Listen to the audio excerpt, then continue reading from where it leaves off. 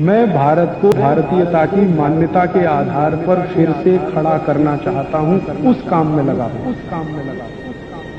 जो हो रहा है अच्छा हो रहा है, आगे होगा और भी अच्छा होगा।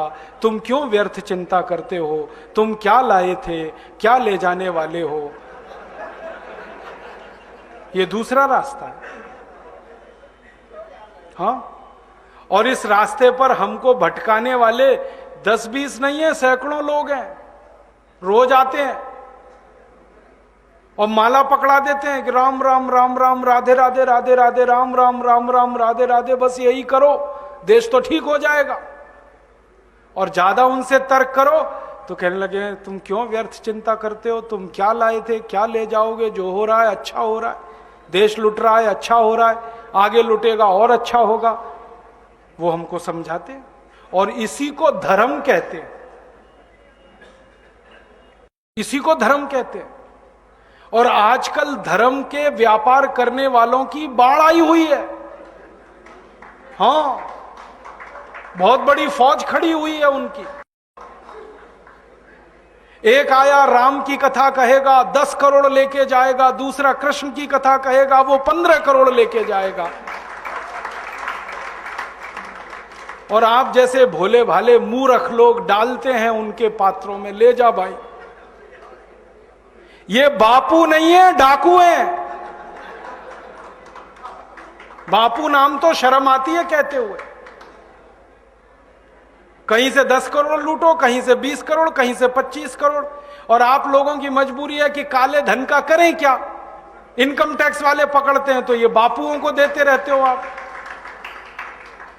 क्या करें उसका? और ये बापू लोग हमें सिखाते रहते हैं जो हो रहा है अच्छा हो रहा है। वाह वाह, मैंने देखा है क्या क्या पाखंड और नौटंकी चलता है।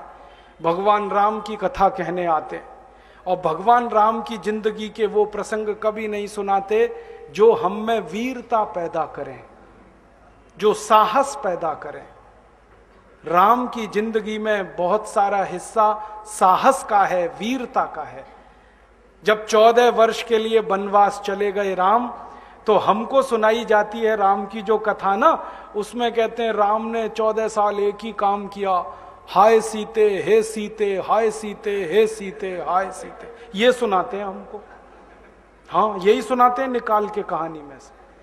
और मैं कहता हूं कि राम को अगर हाय सीते हे सीते हाय सीते यही करना था 14 साल, तो दूसरा विवाह क्यों नहीं कर लिया? सैकड़ों राजा तैयार थे अपनी राजकुमारियों को राम को देने के लिए, वो तो कर लेते दूसरा विवाह। क्योंकि हाय सीते हे सीते, हाय सीते हे सीते, एक स्त्री के लिए अगर वो इतने ही बिलख रहे थे, तड़प रहे थे, दूसरा विवाह कर लेते। तो ये सब चुप हो जाते हैं, फिर बात नहीं करते। फिर मैं उनको रामायण से निकाल के दिखाता हूं, देखो राम ने हे सीते हाय सीते कहा नहीं कहा ये मुझे नहीं मालूम, लेकिन 14 साल वन में रहते हुए सैकड़ों राक्षसों का संहार किया उन्होंने, मारा उनको और धर्म राज्य की स्थापना कराई। ये कहानी नहीं सुनाते क्योंकि इससे वीरता पैदा होती है। तो राम का जो वीरत्व है वो नहीं सुनाएंगे आपको, उनकी जो कमजोरियां हैं वो सुनाते हैं आपको। और राम कथा जब वर्णन की जाती है तो मंच पे बैठ के आहा कैसे आंसू, ढलल ढलल आंसू निकलेंगे, आपको भी रुलाएंगे, खुद भी रोएंगे। किस बात के लिए? हो, राम को वन गमन में इतना कष्ट हो रहा है, वन में इतनी तकलीफें हो रही हैं, तो राम की तकलीफों का वर्णन कर रहे हैं, आंसू आ रहे हैं। और ये सारा वर्णन एयर कंडीशनड मंच पर बैठकर होता है। अपने को तकलीफ नहीं होनी चाहिए, राम की तकलीफों का वर्णन कर। एयर कंडीशन मंच चाहिए, एयर कंडीशन घर चाहिए रहने के लिए, एयर कंडीशन कार चाहिए और चार्टर्ड प्लेन चाहिए आने और जाने के लिए, तब राम की कथा सुनाई जाएगी। जो राम जिंदगी भर पैदल चलते रहे, जिन्होंने अपना रथ भी छोड़ दिया था अयोध्या से निकलते समय, वो राम ने जिंदगी भर पैदल चल के काम किया और यहां एयर कंडीशन कारों में घूम घूम कर, चार्टर्ड प्लेन में घूम घूम कर राम की कथा सुनाते हैं। वो कथा वथा नहीं है, वो उद्योग है, व्यापार है। बिना टैक्स का। और मुझे बहुत शर्म है ये कहते हुए, समय आने पर प्रमाण से बात करूंगा कि राम कथा कहने वाले ब्लैक मनी को व्हाइट मनी करने के काम में लगे हुए एजेंट हैं और इससे ज्यादा कुछ नहीं है। और मुझे इससे भी बड़ी शर्म आती है कहते हुए कि आप जो उनको दे रहे हैं दान के रूप में, वो पैसा ब्याज पर उठा रहे हैं वो दूसरे लोगों को, और आपके दिए हुए पैसे से धंधा बना रहे हैं अपना। फिर ऐसे ही कृष्ण की कथा कहने वाले आ जाते हैं, कहते राधे राधे राधे राधे राधे राधे, और कुछ कहो ही मत, राधे राधे। कंस को मारा, जरासंध को मारा, शिशुपाल को मारा, अधर्मियों को मारा, ये सब थोड़े में, राधे राधे राधे राधे बड़े में। हाँ, क्योंकि आपको कायर बनाना है ना, निर्वीर बनाना है, नपुंसक बनाना है, तो वीरता की कहानी क्यों सुनानी है? तो चुन चुन कर ऐसी कहानियां सुनाते हैं। और मैं आपको बहुत गंभीर बात कह रहा हूं कि ये सारे हमारे देश में जो पाखंडी लोग हैं ना, राम और कृष्ण की कथा कहने वाले, ये सरकारों के साथ मिले हुए हैं, क्योंकि सरकारों ने इनको एक कान में मंत्र फूंका है, तुम लोगों का ध्यान इस तरफ भटकाते रहो ताकि कोई महंगाई के खिलाफ लड़े, गरीबी के खिलाफ न लड़े, बेरोजगारी के खिलाफ न लड़े, अत्याचार के खिलाफ न लड़े, वो डूबा रहे राधे राधे राधे राधे राम राम राम राम, बस इसी में। और समझाते रहो, तुम क्या लाए थे, तुम क्या ले जाओगे, क्यों व्यर्थ चिंता करते हो, जो हो रहा है अच्छा हो रहा है, आगे होगा और भी अच्छा होगा। एक रास्ता ये है। अब दो रास्ते हैं अपने सामने, एक रास्ता भगत सिंह का, ऊधम सिंह का, चंद्रशेखर का, एक रास्ता हमारे ये धर्म गुरुओं का, पाखंडियों का, जो राम की कथा, कृष्ण की कथा। मुझे बहुत ऑफर आए हैं, मैं आपको दिल का दर्द बता रहा हूं, सच में कह रहा हूं, आपसे नाम नहीं लेता। मुझे ऑफर आए कि तुम कहां बेकार भटक रहे हो, मेरे साथ आ जाओ। मैंने कहा बापूजी क्या होगा उसमें? तो कहने लगे जितना मिलता है वो डबल हो जाएगा।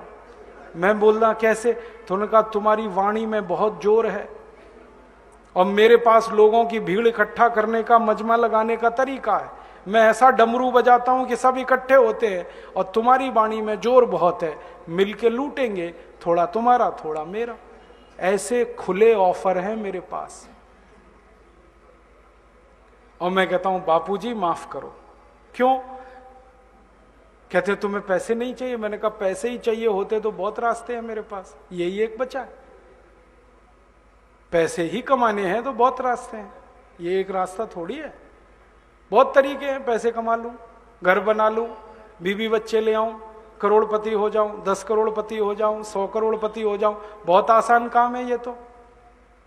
थोड़ी चालाकी हो तो सैकड़ों करोड़ बनाना बिल्कुल मुश्किल नहीं है इस देश में। फिर अंत में तो वही होगा ना, सैकड़ों करोड़ हो गए, एक दिन डायबिटीज होगी, एक दिन अर्थराइटिस होगा, एक दिन हार्ट अटैक आएगा, मैं मरने ही वाला हूं।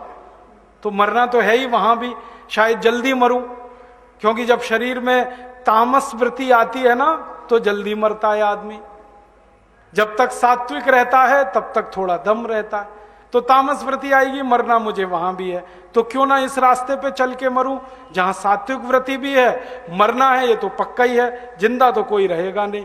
तो भगत सिंह का रास्ता क्या बुरा, ऊधम सिंह का रास्ता क्या बुरा, चंद्रशेखर का रास्ता क्या बुरा? कुछ करके मरो ना। मरेंगे ये सब भी, साधु संत पाखंडी, राम की कथा सुनाते सुनाते हार्ट अटैक आएगा, मरेंगे वो भी। डायबिटीज सबको हो रखी है, मैंने देखा है नजदीक से जाके, सब इंसुलिन लगाते हैं, खाते हैं गोलियां, अपनी डायबिटीज नहीं मिटा पाते, दूसरों को उपदेश देते फिरते। ब्लड प्रेशर सबको बढ़ा हुआ है, क्योंकि ये जो काला धन है ना, इसका हिसाब किताब करने में बीपी ही बढ़ने वाला है। सब बीपी की गोलियां खाते हैं, सब डायबिटीज के लिए शिकार हैं, तो दूसरों को उपदेश देंगे तो मैं भी लग जाऊं, वो एक रास्ता है। एक रास्ता भगत सिंह, ऊधम सिंह, चंद्रशेखर का भी है। मौत तो दोनों में ही आने वाली है, बस अंतर इतना है, एक मौत ऐसी आएगी जिसको देश और समाज जिंदगी भर याद रखेगा, और एक मौत ऐसी आएगी कोई पूछेगा नहीं।